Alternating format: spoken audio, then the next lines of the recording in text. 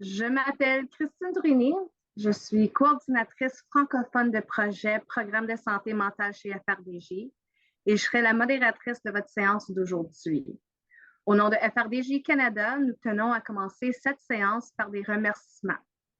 Nous reconnaissons que, même si cette session est virtuelle, je me trouve sur les terres traditionnelles des peuples Kanieke Haka, Mohawk et Haudenosaunee. Tiohtià:ke, qui signifie Montréal, est historiquement connu comme un lieu de rassemblement pour de nombreuses Premières Nations. La recherche et les activités de FRDJ se déroulent sur les terres où vivent de nombreux autres habitants autochtones d'un océan à l'autre. Nous reconnaissons les terres ancestrales et non cédées de tous les Inuits, Métis et membres des Premières Nations qui vivent sur ces terres. Alors, merci à tous d'être là aujourd'hui. Comme je viens de mentionner, mon nom c'est Christine Tourigny. Je suis la coordinatrice francophone de projet pour le programme de santé mentale chez FRDJ. FRDJ est la principale organisation mondiale qui finance la recherche sur le diabète de type 1. L'objectif de la recherche de FRDJ est d'améliorer la vie de toutes les personnes touchées par le DT1 en accélérant les progrès sur les possibilités les plus prometteuses de guérir, de mieux traiter et de prévenir le DT1. À la fin de 2021, FRDJ Canada a lancé sa stratégie en matière de santé mentale dans le but de financer de nouvelles recherches dans le domaine du diabète de type 1 et de la santé mentale, de combler les lacunes dans les connaissances de fournisseurs de soins de santé mentale dans ce domaine et de s'engager auprès de la communauté des personnes atteintes du diabète de type 1 et de leurs fournisseurs de soins de santé afin d'intégrer de plus en plus la santé mentale dans les soins quotidiens du diabète. Deux initiatives majeures à l'appui de ces objectifs, en collaboration avec Diabète Canada, sont le programme de formation santé mentale et diabète, qui est disponible sur formation.frdj.ca, et le répertoire santé mentale et diabète, disponible sur répertoire.frdj.ca. Nous avons également une section sur notre site web pour les fournisseurs de soins de santé afin d'en apprendre davantage sur le DT1 et la santé mentale sous information pour les fournisseurs de soins de santé, qui comprend un e-brief sur la reconnaissance des troubles de l'alimentation chez les personnes atteintes de DT1. Et maintenant, je vais vous parler un peu de NEDIC. NEDIC est une charité canadienne enregistrée qui aide les personnes affectées par les troubles de l'alimentation depuis 1985. Il gère une ligne téléphonique nationale sans frais et un programme de clavardage en ligne qui offre du soutien, de l'information et de l'orientation aux personnes touchées et à celles qui s'occupent d'elles. Il n'est pas nécessaire d'avoir un diagnostic pour les contacter. Il s'agit d'un service anonyme et confidentiel et n'importe qui peut les contacter. Si c'est un problème pour vous, c'est un problème pour eux. Ils organisent également des ateliers de prévention pour les jeunes et facilitent le développement professionnel en personne et en ligne par le biais de leur programme de sensibilisation et d'éducation. Si vous avez des questions, envoyez un message privé à Harry que vous pouvez voir dans les noms dans les participants d'aujourd'hui, ou vous pouvez envoyer un courriel à nedic@uhn.ca. Alors, vous remarquerez que le clavardage est ouvert à tous. Si vous avez une question technique, vous pouvez envoyer un message à Anne-Marie que vous allez trouver dans la liste de participants. Si vous avez une question plus générale ou un commentaire pour les panélistes, n'hésitez pas à utiliser le chat général. Si le chat devient trop distrayant, nous pourrons le désactiver jusqu'à la séance de questions et réponses. Un petit rappel de rester, vous allez rester en mode silencieux jusqu'au temps qu'on arrive à la séance de questions-réponses. Le sous-titrage en direct a été activé aussi et la discussion est enregistrée et sera publiée sur les chaînes YouTube de FRDJ et de NEDIC. Nous avons 3 animateurs qui feront une présentation d'environ 45 minutes. Pendant ce temps, vous pouvez envoyer vos questions dans le chat, mais nous aurons un temps dédié aux questions-réponses après la présentation où vous pouvez utiliser la fonction « Lever la main » et poser votre question ou l'entrer dans le chat. Nous vous rappelons de faire ce qu'il faut pour prendre soin de vous pendant cet événement. Se peut que des émotions surprenantes ou difficiles surgissent.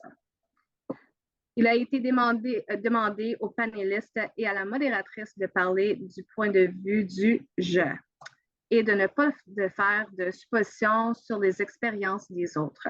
Les animateurs ne représentent que leur point de vue. Et maintenant, je vais passer la parole à nos animateurs.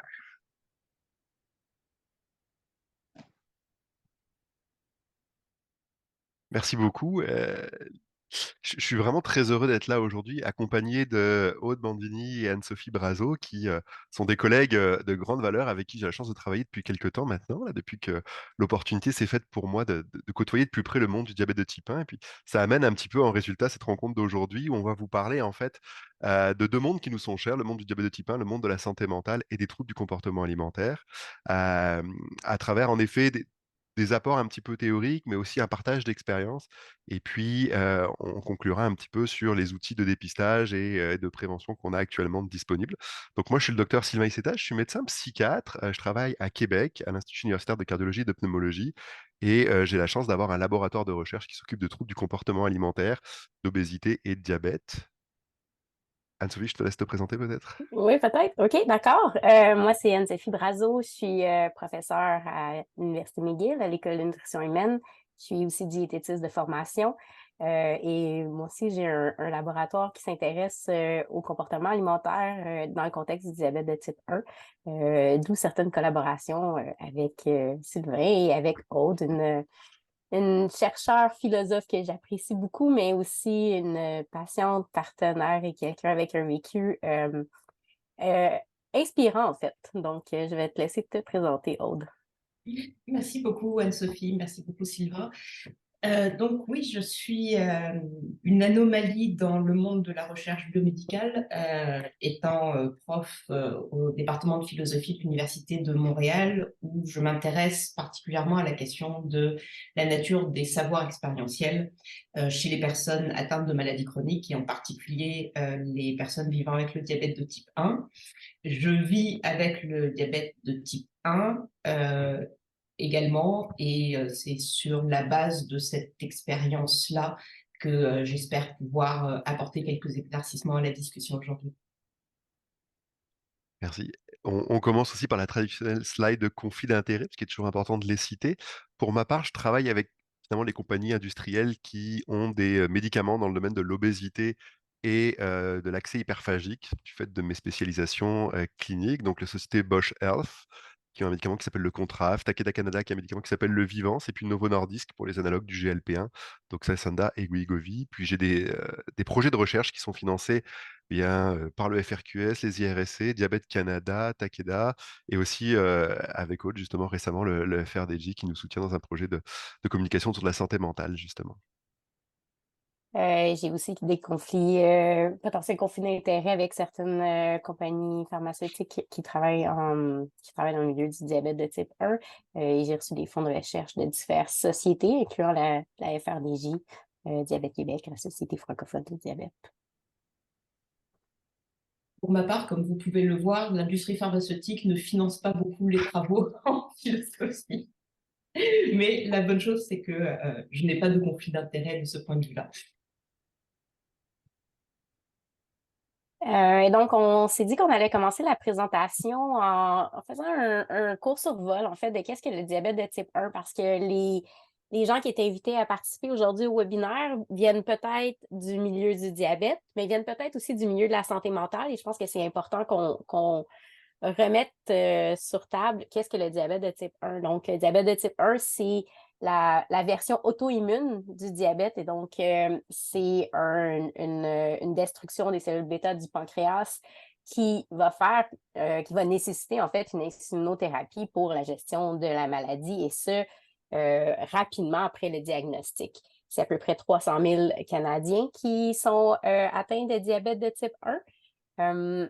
Ces chiffres-là continuent à croître. On parle d'une incidence d'à peu près 4-5 % par année. C'est un diabète à tous les âges. Donc, ce n'est pas uniquement le diabète des enfants. Les enfants deviennent grands, donc c'est un diabète à tous les âges, mais c'est aussi un diabète qui peut être diagnostiqué à l'âge adulte. il y a des manifestations cliniques du diabète qui va faire qu'on va se rendre compte qu'il y a une hyperglycémie qui s'est installée avec la destruction des cellules bêta. C'est ces manifestations-là cliniques généralement qui amènent au diagnostic, puis on va en reparler un petit peu plus tard aussi. Mais en gros, ce qu'on va voir, c'est souvent une personne qui va avoir plus d'énergie, qui va uriner souvent, qui va avoir une perte de poids, qui va amener à, à finalement aller pour consulter pour un diagnostic.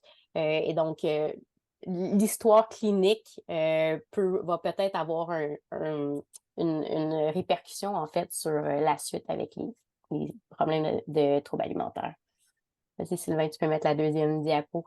Donc, juste pour parler plus brièvement, qu'est-ce que ça veut dire, avoir le diabète de type 1?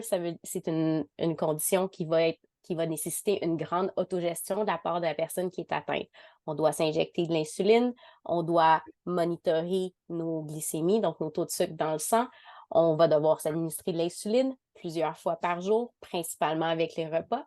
Et le but, en fait, étant de prévenir les complications aiguës et chroniques de la maladie.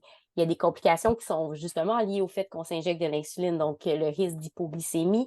L'hypoglycémie peut être modérée, mais peut être aussi sévère. Il y a des risques d'aller en hyperglycémie, que ça se rende jusqu'à une acidocétose diabétique. Mais ce qu'on veut en général, c'est maintenir une glycémie le plus possible dans les normes pour réduire le risque de complications chroniques à plus long terme, donc des complications comme les rétinopathies, les néphropathies et les neuropathies. Et donc, c'est une gestion par la personne qui doit répondre à plusieurs différents éléments qui vont affecter les besoins en insuline, donc beaucoup de décisions à prendre à tout moment de la journée. Et je pense que c'est important qu'on se rappelle ça, en fait.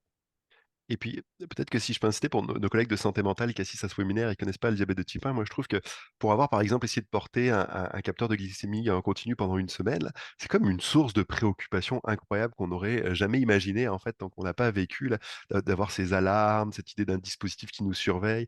Pareil, devoir s'injecter très régulièrement de l'insuline, ne pas pouvoir partir en vacances sans l'avoir. Enfin, il y a toute une série d'anticipations de choses comme ça qu'on va rencontrer dans les autres maladies chroniques. Mais je dirais qu'en plus, dans le diabète de type 1, ce que moi je rencontre quand je discute avec nos patients, c'est qu'en plus, il y a parfois une certaine impressibilité, des moments où, bah, malgré qu'on fasse tout comme d'habitude, ça fonctionne pas. Donc, il y a comme une incertitude qui vient générer, j'allais dire, des réactions psychiques un peu différentes que celles qu'on va observer dans d'autres maladies chroniques et qui posent un challenge, je trouve, pour les personnes qui vivent avec le diabète de type 1 et pour l'accompagnement qu'on leur offre.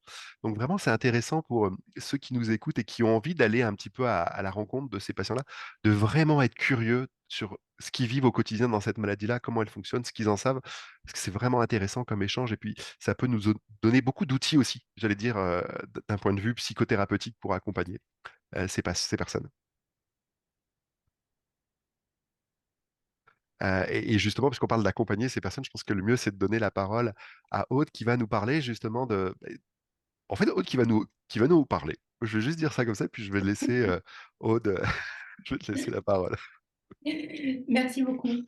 Alors, ce que je vous propose, c'est simplement un exemple qui est à la fois individuel avec toutes naturellement les limitations que ça engendre, c'est-à-dire qu'il y a mille et une manières de vivre sa maladie individuellement et puis pour des raisons aussi sociales, familiales, culturelles, etc.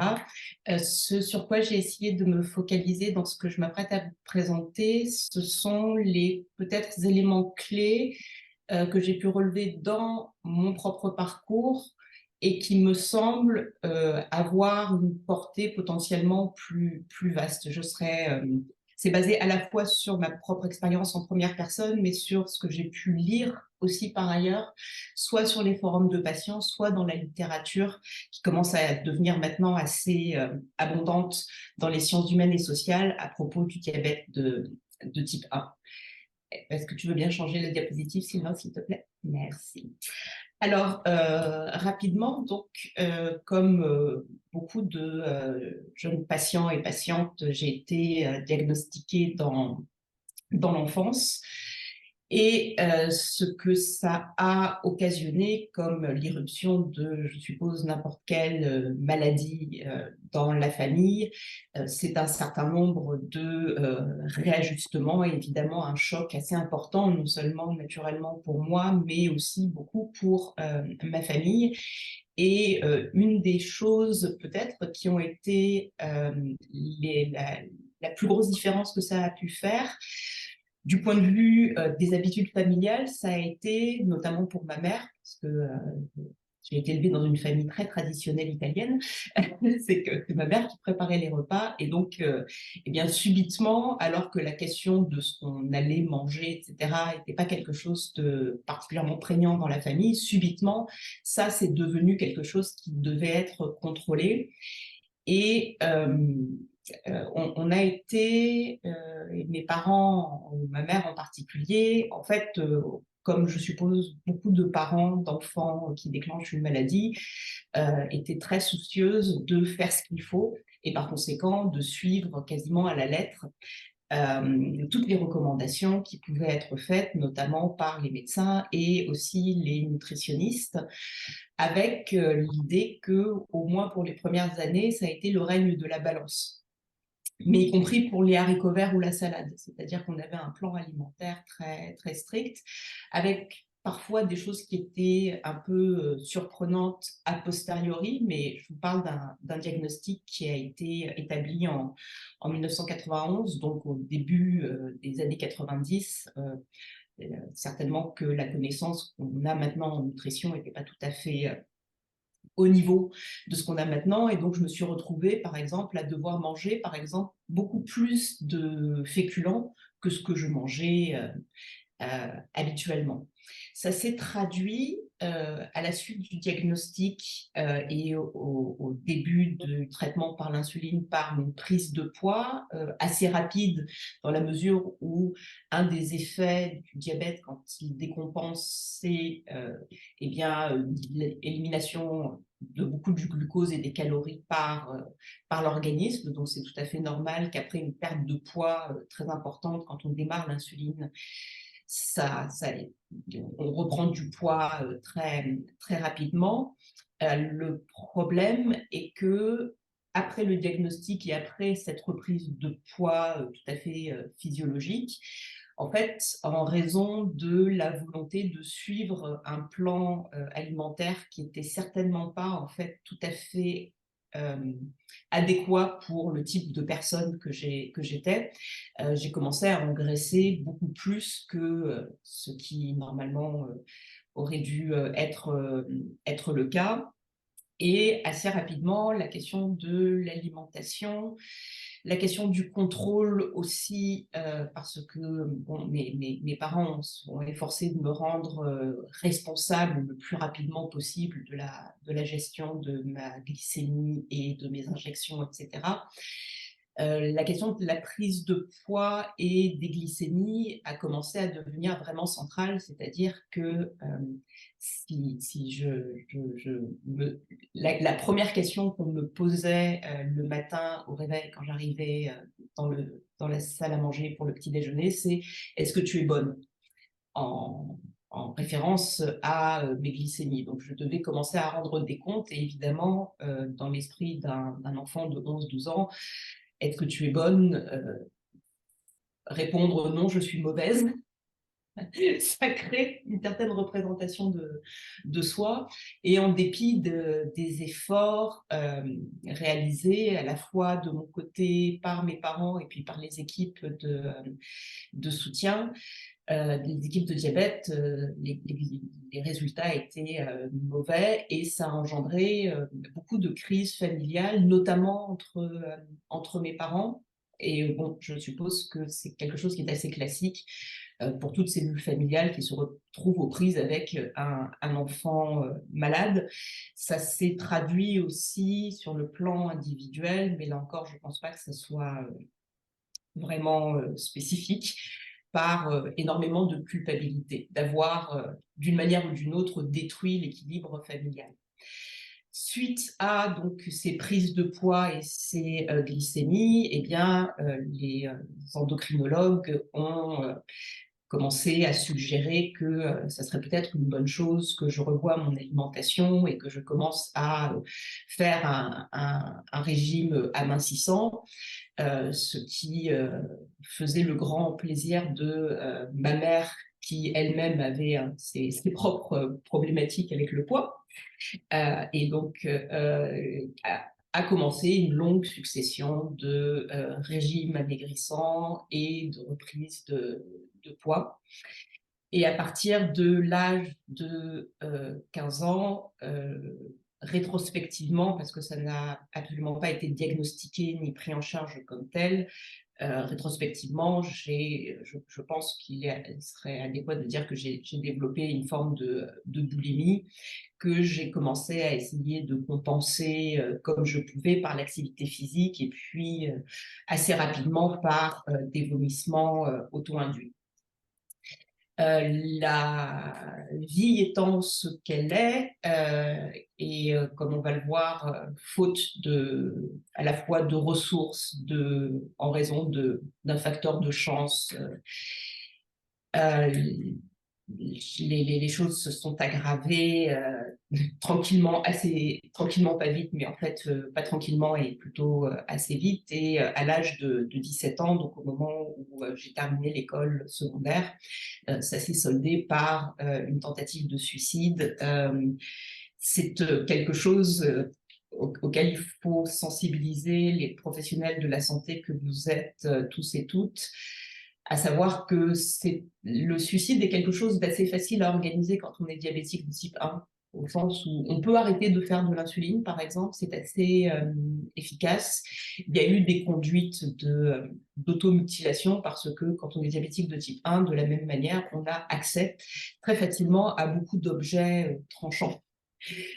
Donc les moyens, si vous voulez, de se faire du mal par la force des choses et la nature de la pathologie elle-même sont très, très facilement accessibles. Est-ce que tu veux bien passer à la diapositive suivante, s'il te plaît? Merci. Par la suite, donc une fois que j'ai été que je suis sortie de l'hôpital, ça a coïncidé avec le moment où je suis partie de chez mes parents pour faire mes études post-secondaires. Et comme on l'observe aussi assez régulièrement, naturellement, le passage du service pédiatrique au service de soins pour adultes faisait en sorte que, vivant loin de chez mes parents, étant majeure ou presque, j'ai pris en charge mon propre suivi médical. Et bien, comme ma relation avec les professionnels de la santé, notamment l'équipe de diabète, en général, étaient des relations très orageuses et vécues toujours sous le signe de l'évaluation et plus particulièrement de la punition systématique, curieusement, je n'avais pas tellement envie d'aller régulièrement chez l'endocrinologue. Donc, j'y allais vraiment quand il fallait que j'obtienne une prescription, un renouvellement de prescription pardon, pour mon insuline et puis le matériel pour le diabète. Et j'ai commencé néanmoins aussi une psychothérapie avec un psychiatre suivi dans lequel, pour des raisons que je trouve a posteriori encore assez étranges, la question de la maladie et la question de l'alimentation, par exemple, n'était pas au centre du travail. C'était un travail d'orientation plutôt psychanalytique, donc ceci explique peut-être cela.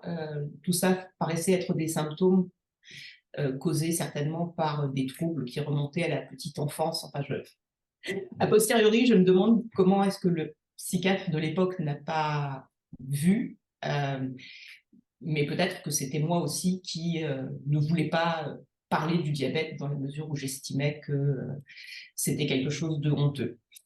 Les troubles de conduite alimentaire ont persisté tout au long de mes études, qui ont été relativement longues, qui m'ont amené à déménager à plusieurs reprises, aussi bien en France, dont je suis originaire, qu'à l'étranger. Et j'ai j'ai fini par plus ou moins m'habituer à vivre avec ces troubles de comportement alimentaire, avec un coût, c'est-à-dire que j'étais fonctionnelle, j'ai réussi à faire de bonnes études et à me rendre jusqu'au doctorat, mais arrivé à peu près au doctorat, donc vers l'âge de 28-30 ans, là, eh bien, les dommages physiques et des dommages irréversibles liés aux pratiques, à la pratique de la boulimie et notamment des vomissements ont commencé à apparaître. Il a fallu que je m'en occupe, et notamment dans mon cas, ça a été des dommages dentaires. Donc, tel que vous me voyez, j'ai de très belles dents. Eh bien, mon dentiste a un très beau chalet, puisque ça m'a coûté 38 000 $. Il a fallu refaire entièrement toute la dentition. Heureusement que j'ai les moyens de pouvoir me payer ce type de travaux. Par ailleurs, avec des dommages aussi au niveau du système gastro-œsophagien, à nouveau en raison des crises de vomissement. Et je ne parle pas naturellement des dommages plus ou moins irréversibles sur l'estime de soi que peut engendrer le fait de se cacher pour manger, se cacher pour vomir, cacher son diabète autant que possible. Et finalement, ça n'est qu'à mon arrivée à Montréal et ma prise en charge à l'Institut de recherche clinique de Montréal que la question des enjeux croisés entre santé mentale et diabète de type 1 a surgi comme étant une question qui méritait d'être adressée. Pour moi, les choses étaient plus ou moins, voire même franchement indépendantes, et les deux choses relevaient assez largement de pans de ma vie qui étaient honteux et qui n'étaient certainement pas ceux sous lesquels j'avais envie d'être à la fois connue et reconnue, y compris dans mon entourage le plus proche. Alors, si je dois essayer de tirer un peu le bilan de ce parcours-là, je pense que c'est un peu une histoire de rencontres manquées, notamment avec les fournisseurs de soins de santé. Je pense que pour beaucoup de professionnels de la santé, que ce soit des médecins généralistes ou même des endocrinologues, il y avait une certaine méconnaissance des troubles liés à la santé mentale, et je me souviens des regards de complète incompréhension chez plusieurs médecins quand ils découvraient que j'avais les bras complètement scarifiés à cause de pratiques d'automutilation. Avec soit une incompréhension complète, et si c'était abordé avec de la culpabilisation, du type il ne faut pas faire ça. Et d'autre part, ce n'est pas mon problème, il faut voir ça avec le psychiatre ou le psychologue. Sur la question notamment du diabète, donc peu d'informations et d'interlocuteurs appropriés, et puis aussi une manière de pratiquer. J'espère que les choses ont changé désormais, mais à mon époque, c'était beaucoup du tough love, c'est-à-dire qu'il s'agissait essentiellement de remettre les choses en place par de la culpabilisation, et puis la pédagogie à la fois de la souffrance et de la peur. C'est si tu ne prends pas soin de ton diabète, il va se passer ça et des complications était présentée comme une espèce de punition pour tous les péchés de jeunesse réalisés. La gestion du diabète était essentiellement centrée sur les glycémies, avec l'idée aussi à l'époque on avait des carnets et la manière dont jusqu'au les années 2010, je dirais, la manière dont les endocrinologues que je fréquentais géraient les choses, ça consistait à prendre mon carnet de glycémie, un stylo rouge et à souligner. exactement comme à l'école, et ensuite à me dire que eh bien, c'était pas bien, que ça n'allait pas du tout. Et donc, j'ai fait comme je crois beaucoup de patients font, c'est-à-dire que je mentais sur mes glycémies. Je remplissais mon carnet à la va-vite dans la salle de bain de la salle d'attente pour présenter un carnet suffisamment désorganisé pour que ce soit crédible, mais évidemment, ça ne marchait absolument pas avec les résultats en termes d'hémoglobine glycosylée, et un climat de suspicion naturellement entre les professionnels de la santé qui soupçonnaient bien que je mentais, ce qui était effectivement le cas, mais qui manifestement se posaient jamais la question de savoir pourquoi je mentais. Et il me semble que quand on a une approche de sanction et de culpabilisation, c'est assez humain en fait que le patient ou la patiente essaye de se sauver de ce moment très désagréable, parce qu'après tout, ça n'est qu'un moment désagréable. La gestion du diabète de type 1, elle se fait à 95% toute seule dans son coin. Et on a à rendre des comptes que une, voire 2 fois par an, si vraiment ça va pas bien, mais dans mon cas, c'était 1 fois par an. Et par conséquent aussi, une immense banalisation, en tout cas c'est ce que j'ai vécu, de la complexité de la maladie et de sa lourdeur, c'est-à-dire que j'ai entendu aussi bien des professionnels de la santé que de l'entourage que le diabète n'était pas une maladie. Ça a été dit comme ça, que le diabète c'était dans la tête, parce qu'il n'y a pas de diabète difficile, il n'y a que des diabétiques difficiles, mal organisés, qui réfléchissent seulement à court terme et qui n'ont pas conscience de ce qu'ils font et surtout de ce qu'ils ne font pas. Et donc, je sais que j'ai personnellement beaucoup souffert de l'idée qui m'était rappelée très régulièrement que c'était pas un cancer, qu'il y avait des gens qui étaient beaucoup plus malheureux que moi, etc. Donc une espèce de compétition dans la maladie qui n'était pas complètement infondée, mais qui, pour ce qui me concerne en tout cas, n'a absolument pas aidé. Et par ailleurs, du côté des troubles de l'alimentation, eh bien que c'était typiquement, là aussi, avec un certain nombre de préjugés sexistes, c'était un problème de petites filles trop influencées par les magazines, et aussi naturellement un problème de volonté. Du point de vue plus personnel et aussi relationnel, le diabète de type 1 est une des maladies, il y en a beaucoup d'autres, mais qui a à la fois l'avantage, mais aussi l'inconvénient d'être invisible. C'est-à-dire que comme diabétique de type 1, notamment quand ça ne va pas très bien, on se retrouve dans l'entourage, même l'entourage assez proche, confronté à l'argument « mais enfin, tu n'as pas l'air malade ». Avec donc, par conséquent, toujours la suspicion qu'on en ferait un peu trop, qu'on exagérerait ses symptômes, sa fatigue, etc.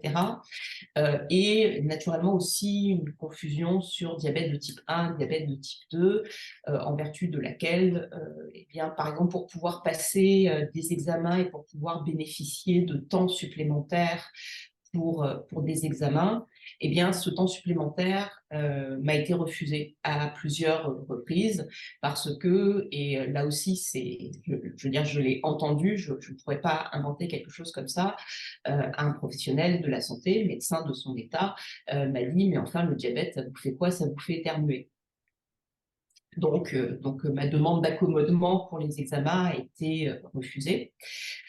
Un grand sentiment à la fois de responsabilité auquel je pense qu'on ne peut pas échapper quand on est diabétique de type 1, encore une fois en raison de la nature de la pathologie, mais aussi un grand sentiment de solitude, c'est-à-dire surtout dans le contexte familial ou relationnel, on ne veut pas charger son entourage avec ça, parce qu'on ne veut pas que l'entourage ou les parents se fassent trop de soucis. qui soit pas non plus surprotecteur parce qu'on veut réussir à préserver une forme d'autonomie et de privacité, mais avec également lié au sentiment de solitude, beaucoup d'échecs. On ne sait jamais gagner. Ça va parfois très bien, on ne sait pas pourquoi.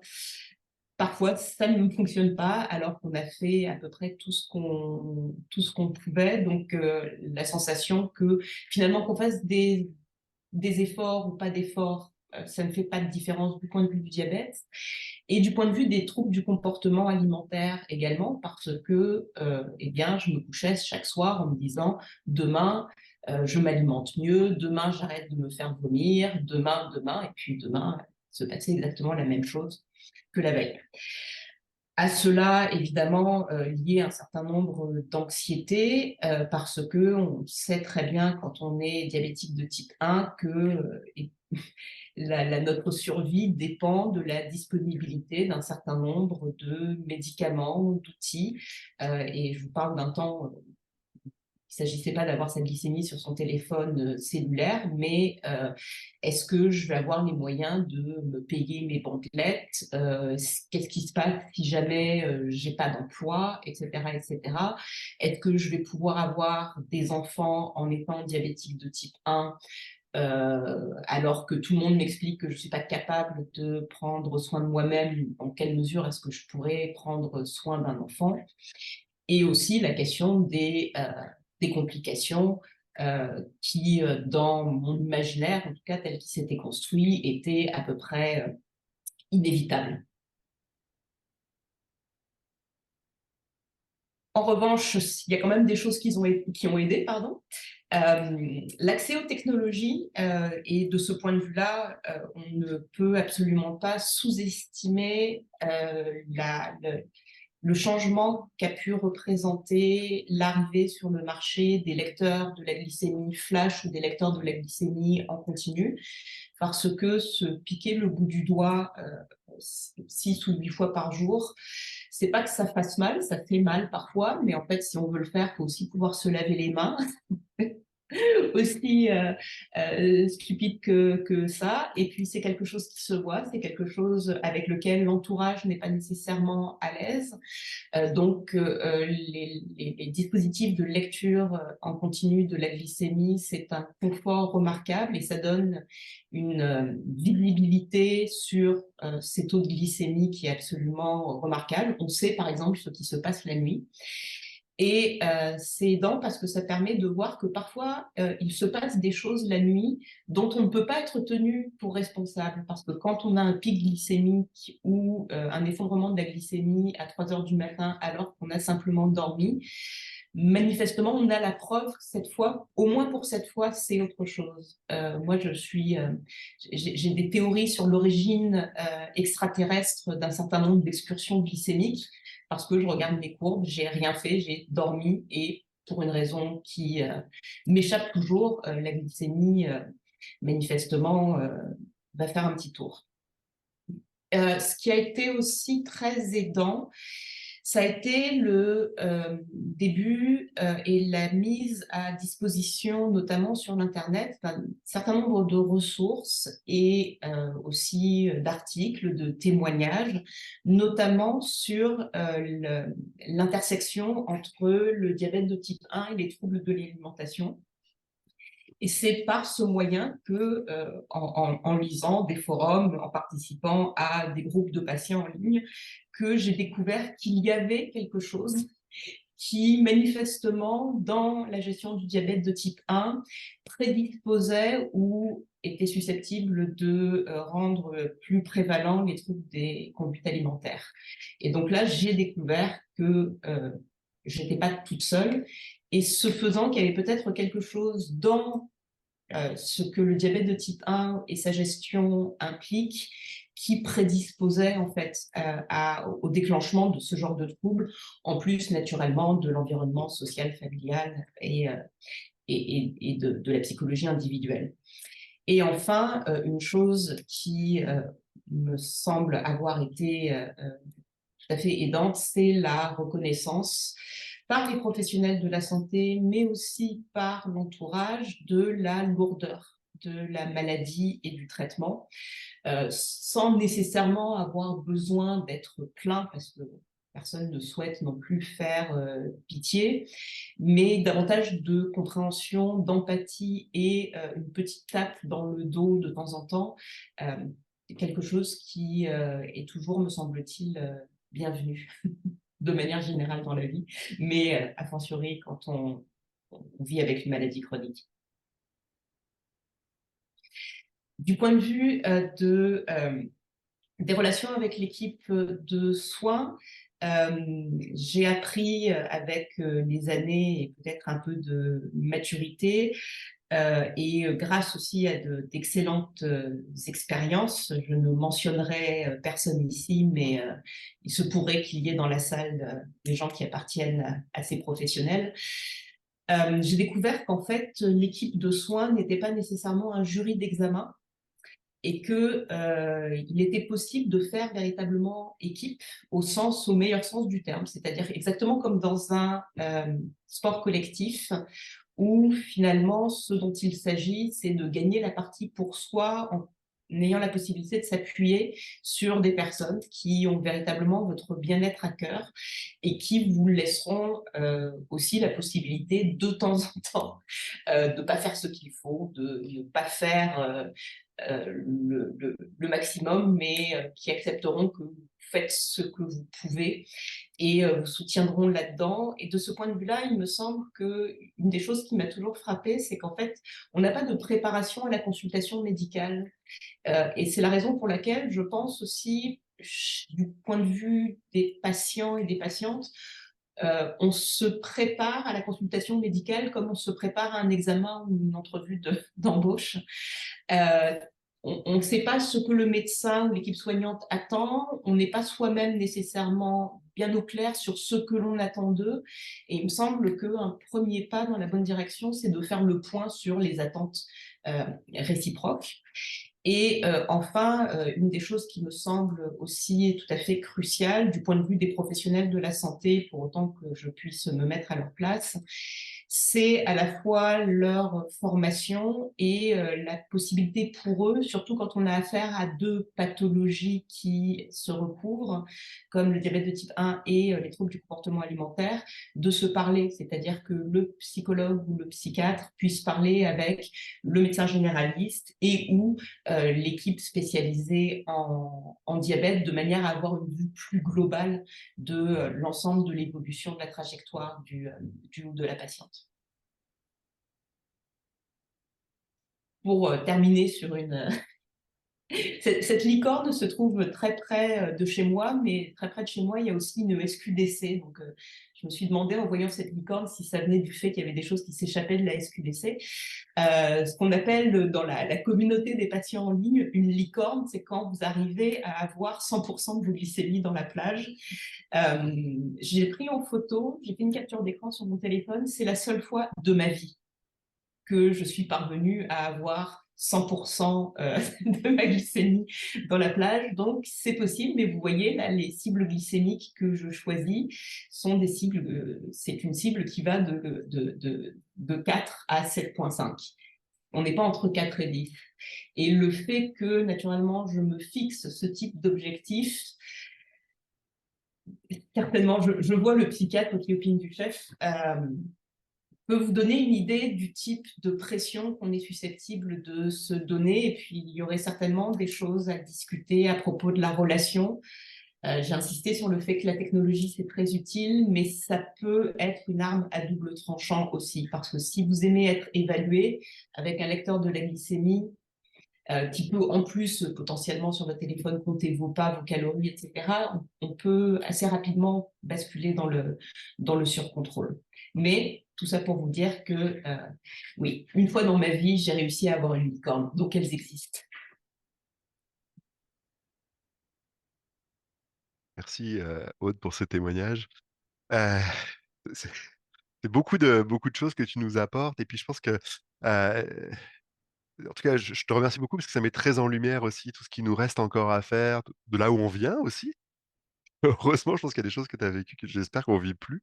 Et puis, j'ai noté pendant que tu parlais, et tu en parlais, c'était ça, l'approche glucocentrée, j'ai envie de dire, tu sais, l'inverse que moi je vois, et puis tu l'as décrit, c'est l'aspect psycentré, là où c'est comme si les deux mondes n'existaient pas. Et puis, à nouveau, je pense que c'est une richesse de cette rencontre aujourd'hui, c'est pour pouvoir dire que ces mondes cohabitent et qu'il faut qu'on se soucie de tout. Et justement, comme l'auditoire est mixte aujourd'hui, on voulait faire un rappel sur ce que c'est qu'un trouble des conduites alimentaires. Et c'est un trouble au sens psychiatrique du terme. Ça entre dans les classifications du DSM-5, qui sont les classifications de référence en psychiatrie. Il faut comprendre que c'est un trouble neurobiologique, c'est pas quelque chose qui sort de nulle part, c'est pas gazeux, ce trouble-là. Ça a des conséquences médicales et psychologiques graves. C'est pas un choix, c'est pas une question de, comme tu le disais, au-delà, on choisit pas. Là, c'est pas une question de volonté, c'est une question beaucoup plus complexe que ça, avec des facteurs génétiques, d'héritabilité, des facteurs biologiques qui vont entrer en ligne de compte. Je pense aussi que c'est des troubles dont aujourd'hui on connaît de plus en plus de choses, mais dont on a encore beaucoup à apprendre, à connaître, à chercher, pour aussi démystifier un petit peu ces troubles-là, pour aller plus justement sur des soins efficaces. Euh, c'est pas une question de contrôle ou de gestion du poids uniquement, ça va souvent atteindre plusieurs secteurs psychiques, plusieurs secteurs de la vie. Comme je disais, la génétique, l'environnement, le tempérament vont jouer un rôle. Et ce qui est important aussi, je pense d'avoir en tête, c'est que ces troubles de conduite alimentaire, et puis ce témoignage l'illustre bien, touchent tout le monde. Tous les genres, toutes les tailles, tous les groupes ethniques, tous les statuts socio-économiques peuvent être concernés. Quelque part, personne n'est à l'abri d'un risque de trouble des conduites alimentaires. Puis je pense qu'il faut qu'on ait ça aussi dans notre tête quand on rencontre les patients dans leur accompagnement. On ne peut pas partir du préjugé qu'on a justement comme un patient type qui serait à trouble du comportement alimentaire, à trouble des conduites alimentaires. Et donc oui, pardon, les troubles des conduites alimentaires, j'y reviendrai, mais il y a l'anorexie, la boulimie, l'hyperphagie, boulimie qui sont les plus connus. Et puis, on a une autre catégorie qui est plus large, qui en anglais s'appelle disordered eating, qui en français, comme je trouve difficile à traduire, c'est les désordres alimentaires. C'est toutes ces perturbations du comportement ou des conduites alimentaires qui vont se situer sur un continuum entre l'alimentation normale et les troubles. Et puis, peut-être que cela passe plus souvent sous les radars, sont moins souvent diagnostiqués.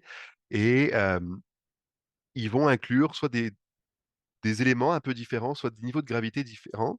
Et on va trouver par exemple le fait de voir des régimes très fréquents, le fait d'avoir une anxiété par rapport à certains aliments spécifiques ou à certains repas de la journée, les jeûnes ou les purges, donc les vomissements pour compenser les mauvais aliments, sans pour autant que ce soit aussi régulier que dans la boulimie, la fluctuation chronique du poids, les rituels autour de la nourriture, et puis on en parlera, les sentiments de culpabilité ou de honte associés à l'alimentation, sans même finalement qu'il y ait de modification concrète du comportement alimentaire, mais juste le lien à qui va être perturbé.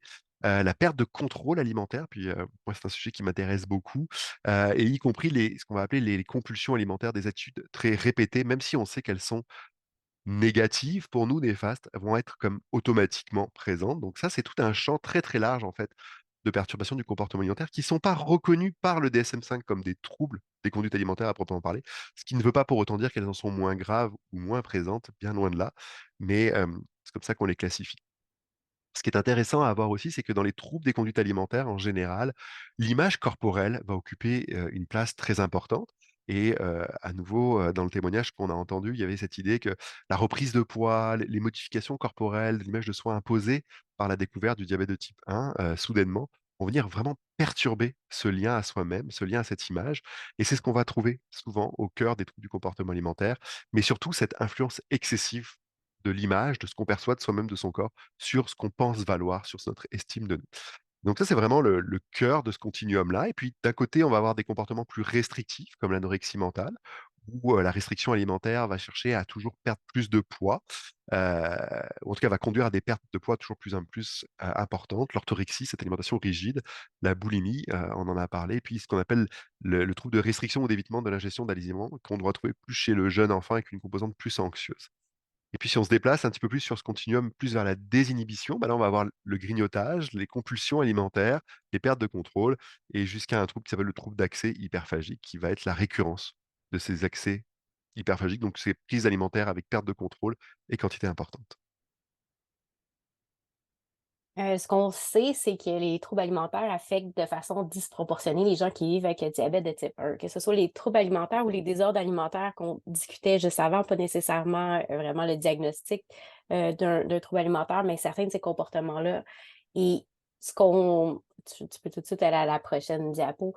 Et en fait, le diabète en soi, a plusieurs caractéristiques qui peuvent favoriser ou faciliter l'apparition de ces troubles-là ou de ces désordres-là. Puis je vais, si on revient un peu à ce qu'est le diabète, on a dit un peu plus tôt que euh, pour, pour traiter le diabète, pour vivre avec un diabète, on doit s'injecter de l'insuline. L'insuline, en partant, c'est une hormone qui est anabolisante. C'est une hormone que quand on l'utilise, ça aide à stocker ça aide à utiliser l'énergie, ça aide à stocker l'énergie. Donc, prendre de l'insuline peut être associé à une prise de poids, en particulier quand on débute l'insuline et qu'on vient d'avoir une perte de poids, qu'on a peut-être même reçu des commentaires disant « Oh, t'as perdu du poids », puis là, on félicite les gens sur ce qu'ils ont réussi à faire pour perdre du poids. Et là, tout d'un coup, ils vivent avec une nouvelle apparence physique, mais ils sont malades, ils sont décompensés, ils sont en hyperglycémie chronique. Ils commencent à utiliser l'insuline qui va leur permettre de vivre et même de survivre avec le diabète. Et là, il y a un regain de poids. Et donc, ce qu'on voit souvent avec le début de la maladie, c'est une reprise de poids. Par le début de l'insulinothérapie. L'insulinothérapie, on l'utilise pour couvrir nos besoins de base en insuline dans la journée, mais on l'utilise beaucoup pour couvrir les besoins lorsqu'on mange à chacun des repas. Et donc, à chaque repas, on va demander aux personnes qui vivent avec le diabète de porter une attention particulière à ce qu'ils mangent. Parce ça a été bien démontré que si on ajuste notre insuline en fonction de ce qu'on mange, on va aider à être plus souvent dans l'acide glycémique. On se retourne vers l'approche très gluconormative qu'on parlait un peu avant. Mais ce qu'on sait, c'est que si on arrive à avoir un meilleur contrôle de la glycémie, on prévient les complications. Donc, on a mis beaucoup d'emphase à dire aux gens, calculez vos glucides, donnez-vous l'insuline que vous avez besoin pour vos glucides. Les glucides, comment on sait s'il y en a, on connaît les aliments, on regarde les étiquettes, on commence à s'intéresser aux glucides, aux lipides, aux protéines qui vont tous avoir un effet sur la glycémie et on va amener les gens à faire ça plusieurs fois par jour à chacun des repas. Les gens, certaines personnes vont peut-être trouver ça plus facile de restreindre les choix parce que c'est pas nécessairement facile de compter. Donc, il y a beaucoup de choses liées au calcul des glucides qui fait partie, en fait, du traitement de la maladie. Mais d'un autre côté, il y a aussi tout ce côté où si on est déséquilibré, si on s'en va vers une hypoglycémie, on va avoir aussi des symptômes physiques qui vont susciter la faim. La personne peut se sentir en absence de contrôle et peut remanger, doit manger pour compenser sa perte, son hypoglycémie. Et donc, la gestion de la glycémie, la gestion de la glycémie en soi, de rester dans le cible, demande aussi une préoccupation par rapport à l'alimentation. Donc, ce resucrage-là qui est nécessaire après une hypoglycémie. Ce qu'on voit aussi, c'est qu'on parle de plus en plus de poids dans un contexte de diabète de type 1, pas juste au niveau du diagnostic, mais ce qu'on voit avec les années, c'est de plus en plus de gens avec une prise de poids, un gain de poids avec les années, une emphase mise sur le poids pour le contrôle des maladies, de la maladie. Donc, toute cette attention-là qu'on porte dès le début du diagnostic, ça peut tous être des facteurs qui pourraient contribuer, en fait, au désordre alimentaire. Sylvain, veux-tu en ajouter un peu? Et non, mais juste une chose, parce que tu as dit quelque chose je trouve vraiment intéressant sur la question autour du poids, puis ça me fait rappeler, moi, la consigne que je me suis fixée dans ma vie personnelle, mais professionnelle, c'est plus aucun commentaire sur le poids. Tu sais, même quand j'ai des patients qui viennent pour des prises en charge de perte pondérale, je ne commente plus en disant waouh, c'est super, vous avez perdu. J'ai enlevé toutes ces formulations-là. Je constate, je questionne de façon bienveillante, qu'est-ce que vous vivez, comment vous vivez cette perte de poids, etc. Mais plus aucun commentaire sur la perte de poids. C'est peut-être 10 ans de confrontation aux troubles alimentaires, là, mais je pense que c'est quelque chose à bannir. Même quand on pense faire un bon commentaire, ça peut avoir des conséquences dramatiques, comme c'est le cas là lors de la découverte du diabète de type 1. Et puis, ce qui est intéressant, tu as beaucoup parlé de la restriction en insuline. Et puis, il y a quand j'ai commencé, moi, à m'intéresser au diabète de type 1 et aux troubles alimentaires, il y avait cette idée que, quasiment 2 patients sur 3 atteints d'un diabète se seraient, privés d'insuline pour perdre du poids au moins une fois. C'était comme une donnée qui était très acquise là et en curieux que je suis allé vraiment essayer de retrouver la source de cette donnée-là et juste pour toujours reparler de quoi on parle quand on parle de science, bah, en fait, c'était comme un poster qui avait été publié, avec très peu d'informations dedans. C'était pas une grosse publication, j'allais dire, en tant que telle. Donc, attention aux vérités qu'on établit. Les chiffres sont probablement très hauts et on a encore vraiment besoin de mieux comprendre ce qui se passe entre les troubles des conduites alimentaires, les perturbations, désordres alimentaires et la maladie qui est le diabète de type 1. Ce qui est intéressant aussi, c'est comment l'esprit sélectionne l'information, parce que la privation d'insuline a un côté un petit peu visible, bruyant, qui fait qu'on a beaucoup retenu l'existence de ce comportement-là. Mais dans l'arrêté et dans le même poster, on disait quand même que la restriction alimentaire, c'était un patient sur deux avec un diabète de type 1 qui avait déjà expérimenté ça. L'hyperphagie, la perte de contrôle, le fait de manger beaucoup, c'était 4 patients sur 10, 40%. Les vomissements, 6 patients, 6%. Les pilules amaigrissantes, laxatives, diurétiques, c'était aussi une part non négligeable. Donc, vous voyez, il y a quand même 10-15% de comportements qu'on va appeler en psychiatrie des accès purgatifs ou pardon, des conduites compensatoires. Donc, on voit que finalement, le spectre des troubles, des atteintes de l'alimentation est beaucoup plus large que ce que on commence déjà, j'arrive à peine à publiciser. Donc, il y a vraiment encore beaucoup à comprendre dans ces perturbations de l'alimentation et le lien avec la maladie. Par contre, on commence aussi à avoir identifié des terrains plus à risque, en tout cas, de troubles des conduites alimentaires et de perturbations de l'alimentation et notamment l'omission en insuline, donc le genre féminin, la présence d'une dépression. Alors, est-ce qu'elle est cause ou conséquence? Ça aussi, c'est toujours, ça reste encore à déterminer, mais l'existence d'une dépression, beaucoup de préoccupations relatives au poids, d'atteinte du schéma corporel, de l'image corporelle, l'anxiété, la faible estime de soi, mais aussi les difficultés dans la gestion du diabète. Donc ça, c'est comme un peu les facteurs qu'on retrouve, j'allais dire, les plus fréquemment associés aux perturbations alimentaires chez les patients qui vivent, les personnes, pardon, qui vivent avec un diabète de type 1. Et on en a parlé, le docteur Brazo nous expliquait un peu le mécanisme de fonctionnement de l'insuline. Et il faut vraiment avoir cette idée-là qu'on a comme en fait, notre cerveau, juste je vais faire un détour par ça, notre cerveau est un organe assez fainéant. C'est-à-dire que quand il trouve une solution efficace pour résoudre un de ses problèmes, il va la répliquer le plus possible. Et en fait, c'est assez intelligent, hein, comme concept. On va utiliser le moins d'énergie possible pour avoir un bon résultat. Et ce qu'on observe dans la diaboulimie, ce fameux trouble dont on parle, c'est que bah, si on nommait l'insuline ou si on s'en prive ou qu'on en prend moins que prévu, mais aussi qu'on règle son débit basal pour sa pompe un peu en dessous de ce qu'il faudrait, bah, on diminue notre entrée de glucose dans les cellules. Moins de glucose dans les cellules, bah, ça veut dire qu'on va aller chercher d'autres substrats pour fournir l'énergie, le tissu adipeux, le gras, les protéines, et aussi qu'on va évacuer plus de glucides dans les urines, plus de calories dans les urines, et donc qu'on va arriver à perdre du poids ou maintenir ou éviter la prise de poids. Donc, c'est un système efficace entre guillemets, de gestion, du poids. Sauf que, à nouveau, c'est un système qui amène à plus de complications avec la maladie, une élévation de l'hémoglobine glyquée. Pourquoi on se focalise autant sur cette hémoglobine glyquée? Parce que c'est très associé, en fait, au risque, j'allais dire très global, hein, le risque de mortalité avec plus de complications, mais j'allais dire finalement aussi au risque de détresse psychique, plus d'isolement lié à cette maladie-là, et cetera. Donc, hem, un une idée qui peut paraître intéressante à notre cerveau, que notre cerveau va probablement chercher à mettre en place de façon plus régulière, puisqu'elle a eu un effet de récompense ou en tout cas d'atteindre son objectif, va pouvoir amener à des conséquences extrêmement dramatiques chez la vie des personnes qui, vivent avec le diabète de type 1. Donc vraiment, on a intérêt à intervenir le plus tôt possible et à pas se cacher aussi, sur, l'existence de ces troubles-là. Je disais, on commence un petit peu mieux à comprendre les facteurs de risque et les terrains à risque pour le développement de ces troubles-là. On a une étude qui a été publiée en 2008, une étude prospective chez les jeunes, et on a observé notamment chez les jeunes filles avec un diabète de type 1 que on allait retrouver associé aux perturbations alimentaires en général, finalement, la dépression, la préoccupation relative au poids, on en a parlé, l'estime de soi, l'acceptation sociale, et puis je pense que là aussi, on l'a vu à travers le témoignage de Aude, et puis les préoccupations alimentaires, j'allais dire aussi, dans l'entourage, vont être associées à ces comportements-là. On a 2 revues systématiques, de la littérature qui ont été publiées et une scoping review. On voit que finalement, parce que c'est une grande question, est-ce que, le sexe et le genre ne seraient peut-être pas aussi différents que ça entre les 2 troubles? Dans l'idée, là aussi, les troubles des conduites alimentaires présentent une différence très forte en fonction du genre. Justement, plus de femmes atteintes que d'hommes dans l'anorexie, la différence est très forte, un peu moins dans la boulimie, encore moins dans l'hyperphagie, mais quand même.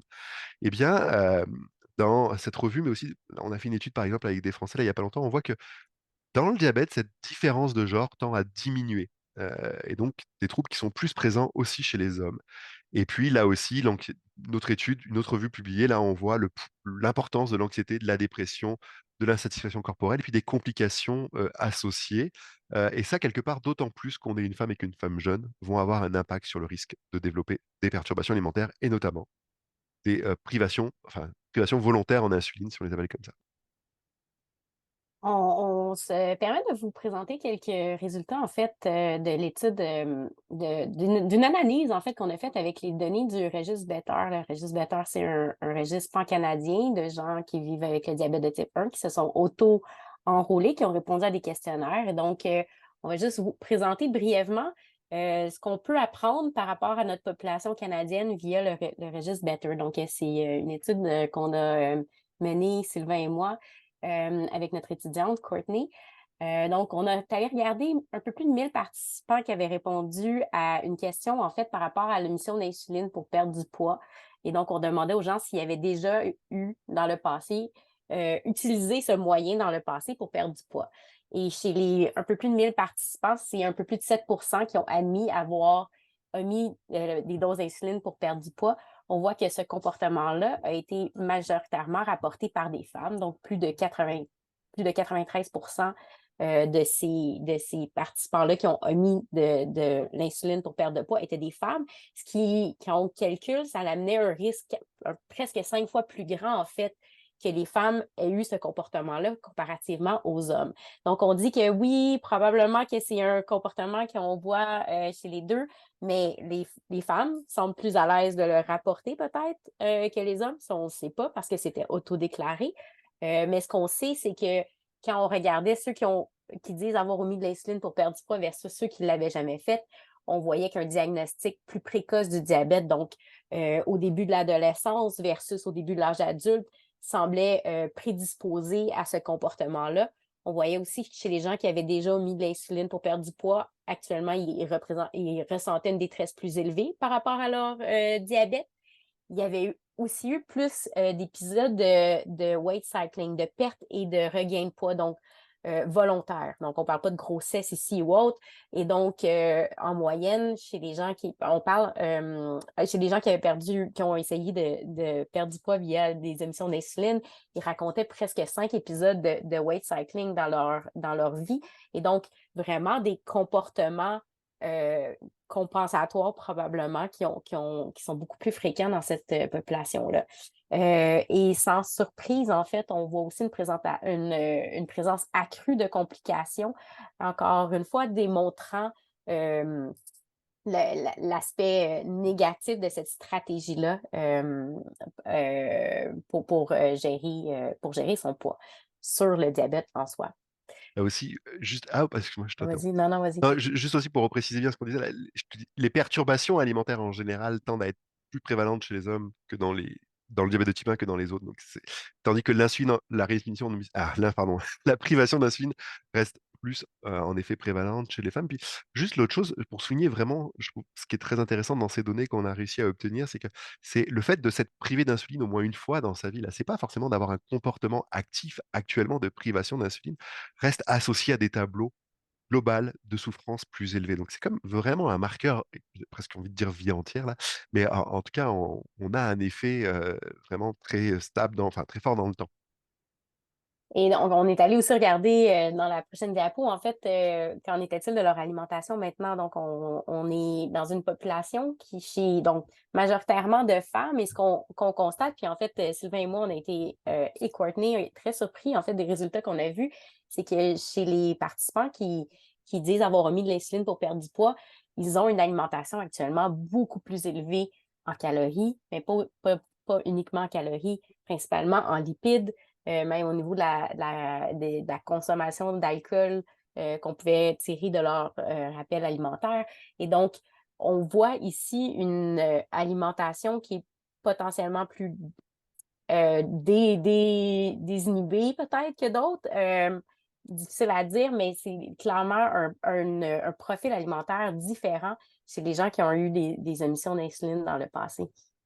Et en effet, ça souligne là, je pense, toute une question de compréhension qui nous manque encore et puis qui fait l'objet, là, en tout cas au sein de nos équipes, là, d'un intérêt très fort pour les prochaines années, prochaines études, c'est de défocaliser de la privation d'insuline et de la restriction alimentaire dans l'étude ou l'exploration, la compréhension de ces enjeux alimentaires dans le diabète de type 1 et vraiment de pouvoir aussi aller chercher, comprendre, pardon, la désinhibition, les pertes de contrôle, mais aussi, on en parlait là du lien à l'alimentation, etc. Parce qu'on se retrouve finalement avec des apports alimentaires qui ne sont pas ce qu'on va peut-être retrouver classiquement dans d'autres troubles du comportement alimentaire plus restrictifs, comme l'anorexie.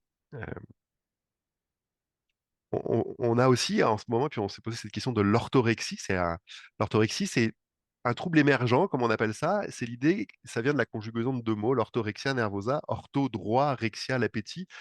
C'est dans l'orthorexie en fait une forte préoccupation pour l'alimentation qui va aller en fait comme imposer des règles très rigides, inflexibles à la personne comme, j'allais dire un carcan alimentaire et cet respect des règles va avoir une influence excessive sur justement l'estime de soi. Ouais, c'est comme au lieu de déplacer quelque part, au lieu d'avoir un stimulus centré, une peur centrée sur le corps, on va avoir une préoccupation centrée sur l'éthique, la morale ou, l'effet sur la santé de l'alimentation.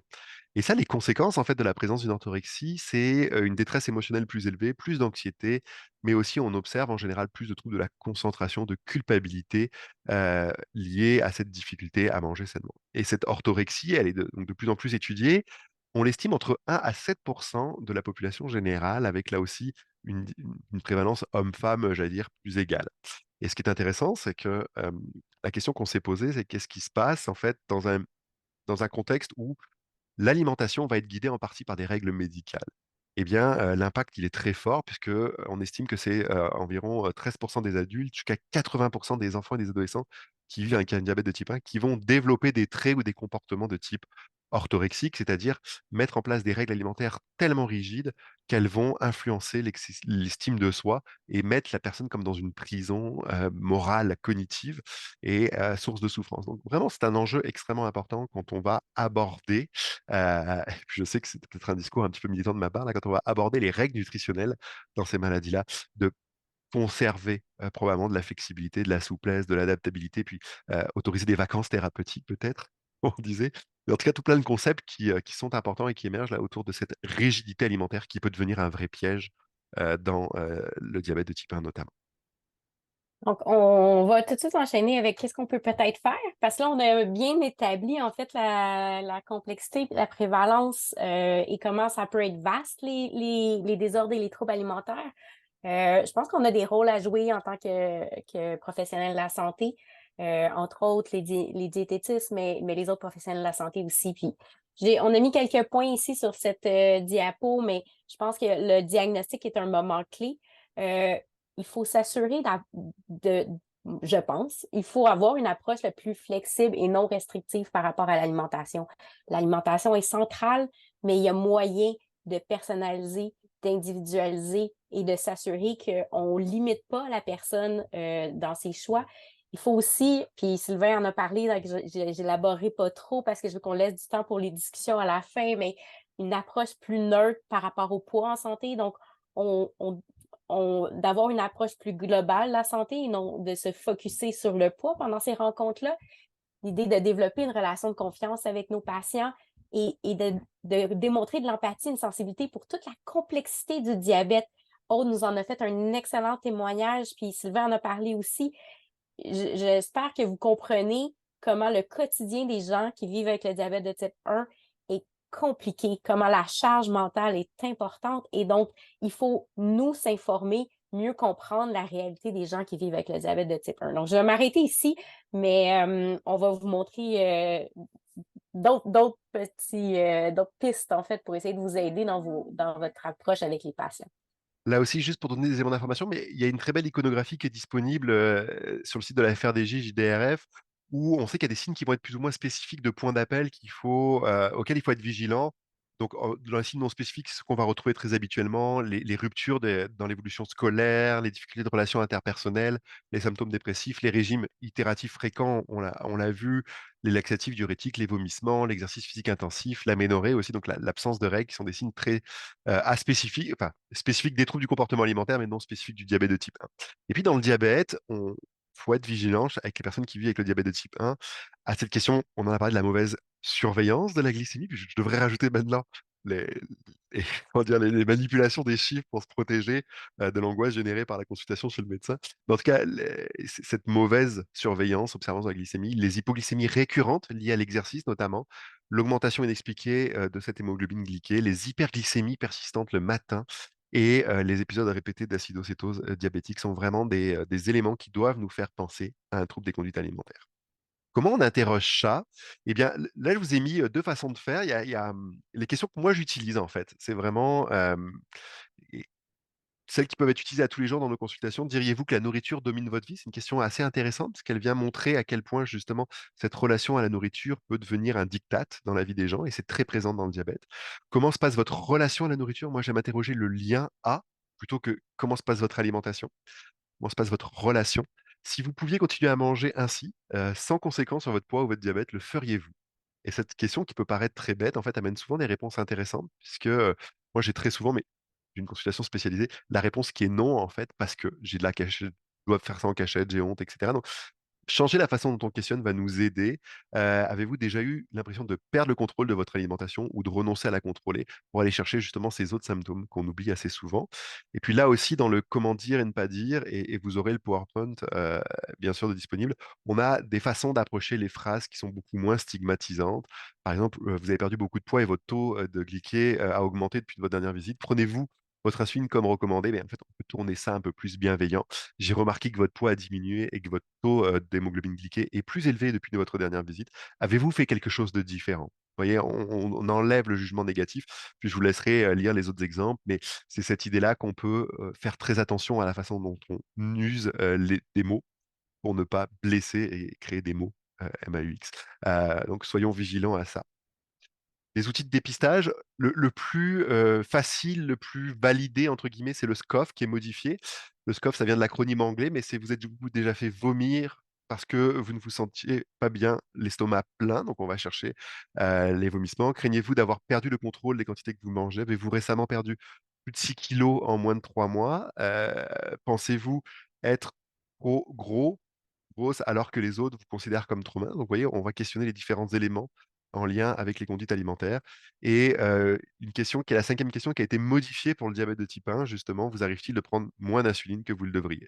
Qui peut d'ailleurs être valable pour un diabète de type 2 aussi, insulino-requérant, mais donc ça, c'est un questionnaire très facile, plus de 2 réponses positives, facteur de risque de troubles des conduites alimentaires à aller, explorer. Je vous ai mis aussi des références dans des questionnaires plus, poussés, puis on va essayer de les rendre disponibles aussi, en format, j'allais dire, plus accessible que ce qu'ils sont actuellement, parce qu'ils sont pas si simples que ça à trouver sur internet finalement.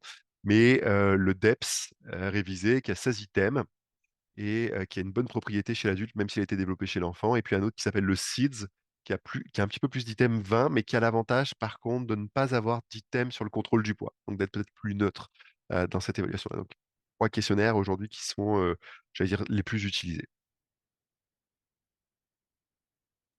Mon micro était fermé. On va juste vous donner notre réflexion à nous, c'est qu'en ce moment, les technologies pour les soins du diabète vont probablement aider à changer la relation que les gens ont avec l'alimentation. Si tu peux aller à la prochaine diapo, vous aurez, c'est une revue c'est une revue qu'on vient de publier dans Diabetes Technologies and Therapeutics. Donc, vous pourrez aller le chercher si vous voulez, mais c'est notre réflexion, en fait, sur comment on pense que le fait d'ajouter des technologies peut peut-être aider les gens à avoir plus de souplesse par rapport à leur alimentation. Le fait qu'on n'a peut-être plus besoin d'être aussi précis dans le calcul des glucides. Et donc, en tant que professionnel, on peut se permettre une plus de souplesse aussi quand on regarde ce que les gens font. Et donc, justement, les lecteurs de glycémie en continu nous permettent de comprendre davantage les impacts de l'alimentation sur la santé, peut aussi nous permettre de justement laisser plus de flexibilité aux patients. Et donc, vous pourrez aller lire notre article, mais en gros, on est allé faire une revue de la littérature. Ce qu'on s'est rendu compte, c'est qu'il y a seulement 7 études qui ont vraiment commencé à aborder le lien entre technologie du diabète et les comportements alimentaires. On n'est pas certain, on n'a pas l'évidence que c'est en train de changer les comportements alimentaires, mais il y aurait potentiellement une avenue pour nous aider, nous, comme professionnels de la santé, et à aborder différemment les aspects nutritionnels avec nos patients. Et pour les patientes, peut-être aussi de se sentir plus confortable, avoir une charge mentale peut-être différente par rapport à leurs soins avec le diabète. Donc, vous pourrez aller lire, mais bref, c'est un peu ce que nous, on essaye de comprendre, c'est comment les nouvelles technologies, le fait que les soins du diabète ont évolué beaucoup dans les dernières années, comment ça peut peut-être jouer un rôle aussi dans le contexte des troubles alimentaires et des désordres alimentaires. Et puis ce qu'on avait pu aussi un peu penser dans ces limites de la littérature et de ce qui reste à savoir, c'est que, toutes ces études-là, elles sont souvent construites par des équipes spécialisées dans un domaine et que quelque part on manque d'un regard transversal et puis c'est ce qu'on a à nouveau vu, dans le témoignage. Il faut vraiment qu'on décloisonne les choses, y compris dans notre savoir. Et que faire? Orientation et soutien, bah, l'idée, c'est de dire, on va pas aujourd'hui donner un topo sur quoi faire, mais il y a des ressources qui existent déjà. Le NEDIC, avec beaucoup de ressources, mais en anglais seulement. Il y a cette très belles informations qui sont données par la FRDJ, le JDRF, qui ont aussi tout un programme de formation en santé mentale que je vous invite vraiment à suivre, qui est d'une qualité, moi, je trouve incroyable. Moi-même, je l'ai suivi, là, j'ai appris tellement. Je vous invite vraiment à le faire.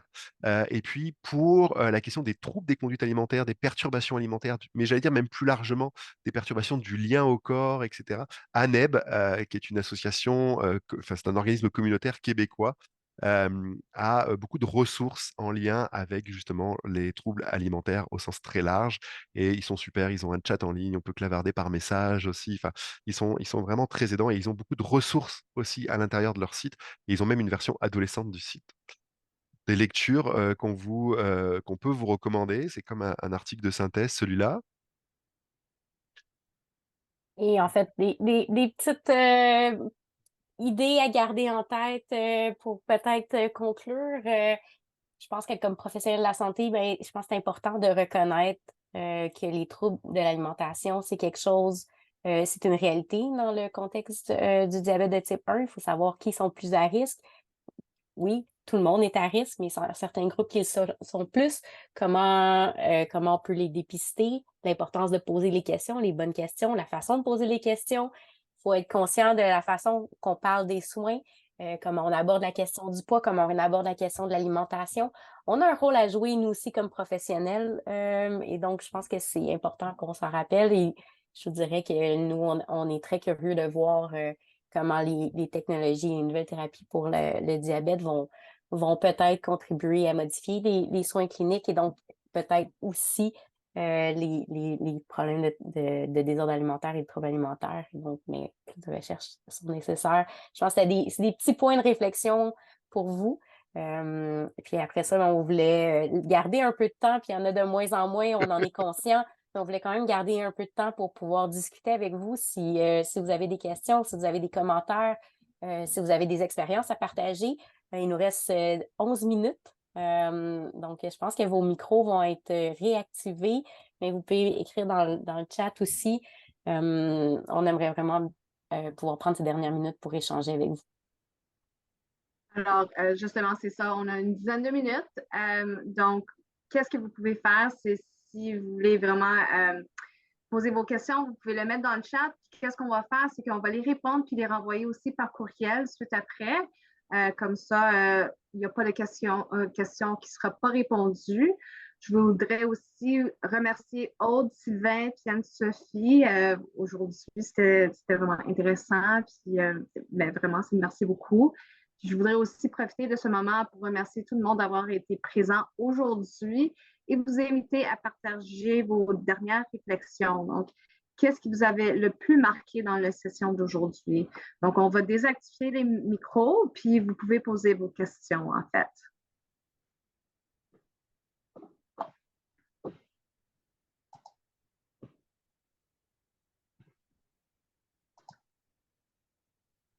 Alors,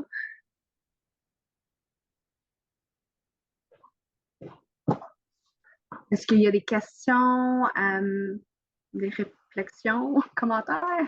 Le temps que les questions arrivent, juste pour vous dire aussi, parce que la question a été posée dans le chat, mais j'y réponds aussi à l'oral. Oui, la présentation en elle-même va être disponible, moyennant peut-être le retrait de certaines informations qu'on a présentées, qui sont des manuscrits en cours de préparation. Donc, on va enlever ça, mais ce sera disponible. Et puis, pareil, on va y joindre les questionnaires de dépistage dont on parlait.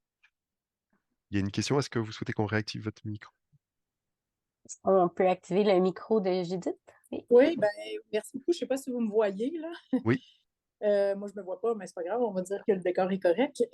J'ai beaucoup aimé l'approche, évidemment. Sylvain, on s'est rencontrés à Québec dernièrement. Je fais beaucoup d'obésité pédiatrique, puis beaucoup de diabète de type 1.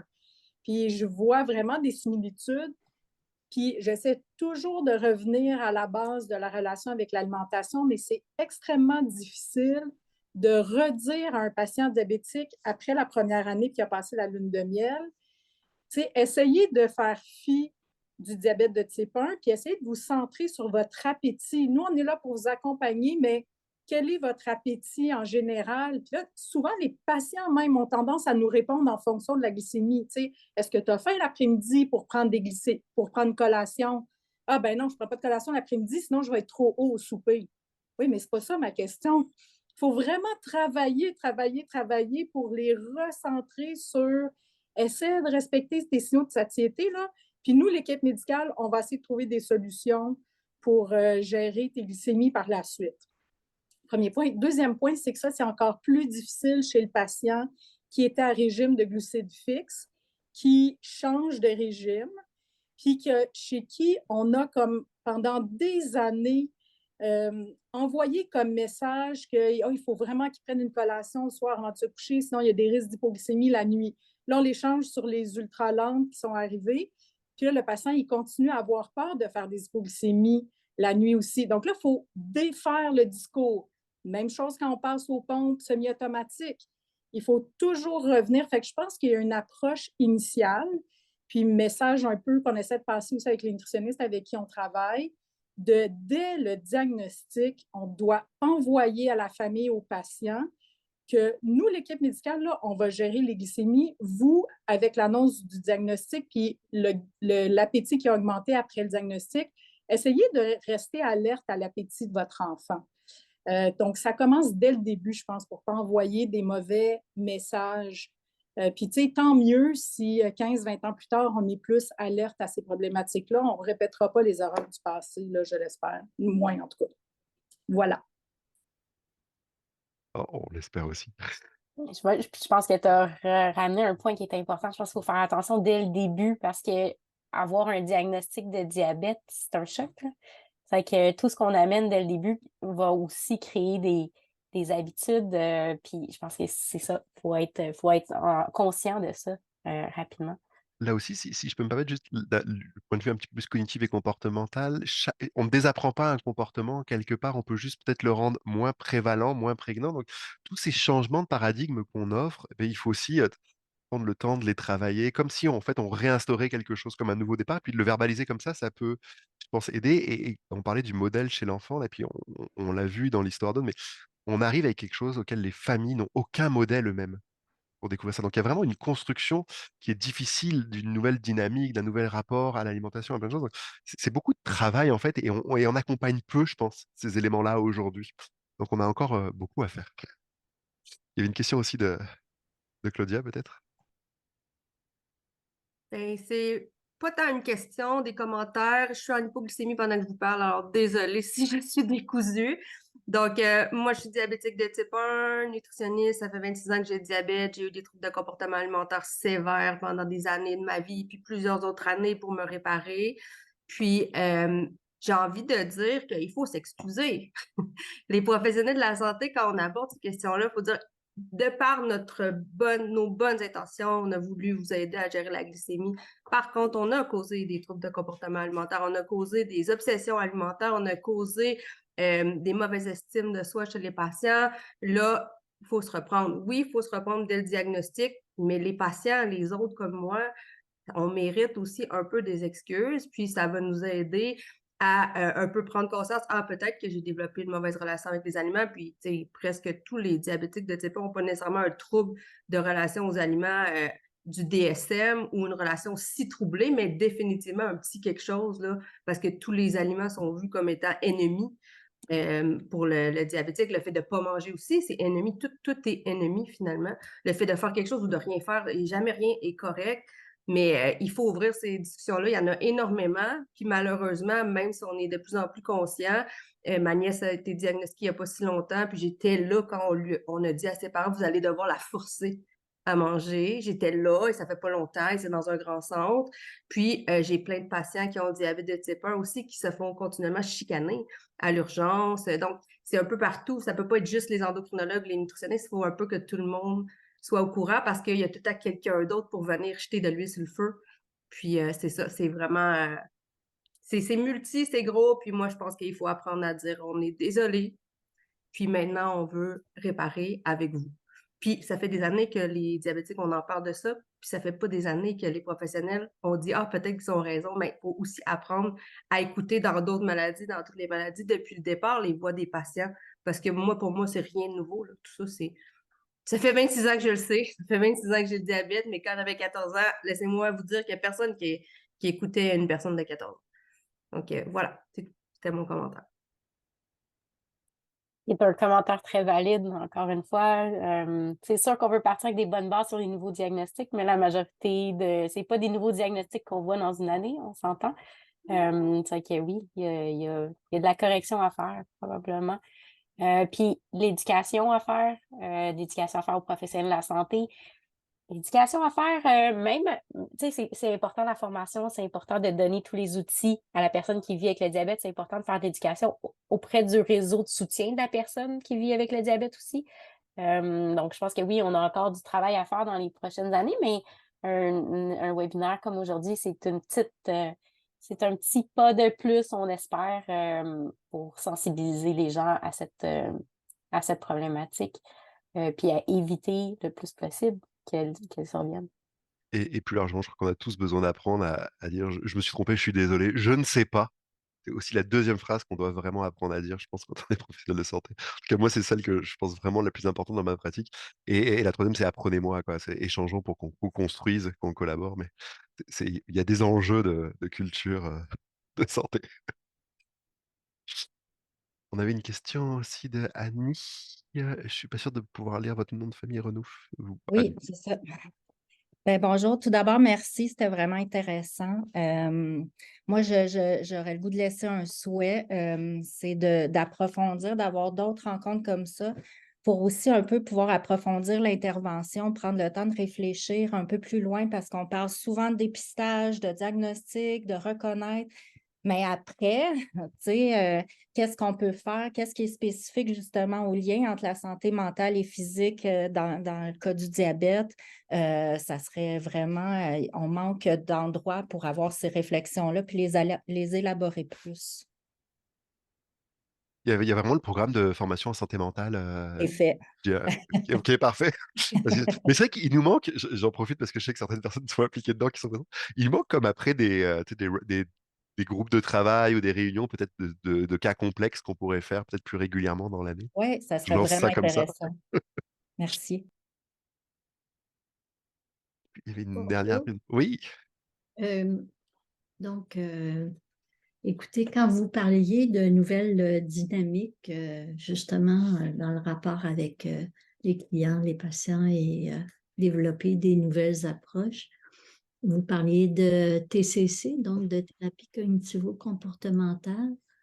J'aimerais juste vous partager qu'au niveau de l'alimentation intuitive, il y a sûrement une clientèle en TCA, donc en trouble de conduite alimentaire.